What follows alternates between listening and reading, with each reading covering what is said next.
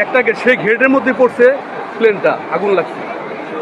তো আমার মেয়ে যখন আমি 1টা বাজে আমি এখানে এসে দাঁড়াইছি, গেটে দাঁড়াইছি মেয়েকে নেওয়ার জন্য।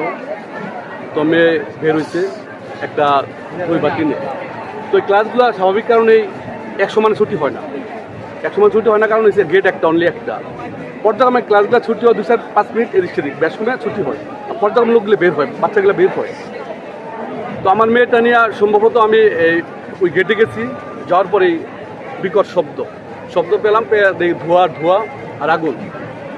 তখন আমার মেয়েটা আমার সাথে আমার ভাইসটা ছিল, ও এবার এখান থেকে মেট্রিক পরীক্ষা দিচ্ছে।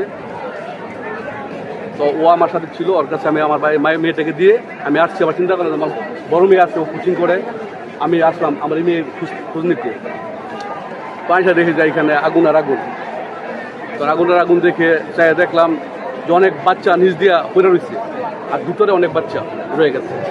তো এখানে আমার চোখ দিয়ে আমি যেটা দেখেছি, অনেক বাচ্চা বড় কাপড় দিয়া ওরা মৃত ছোট লাশের মতন এইগুলা বের করতেছে।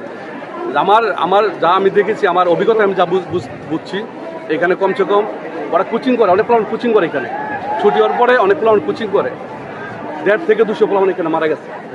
ভিতরে আগুন হয়ে গেছে, আগুন একবারে পুইরা ছাই হয়ে গেছে। আমার বাচ্চা গেছে কাল রাত্রে সারা তো কান্নাকাটি করছে দেখে, এই দৃশ্য দেখে। আমার বড় মেয়ে আমার তো বের হয় নাই, ছোট মেয়ে আমি দেখবার দিনই গা, যেটা 3-তে পড়ে।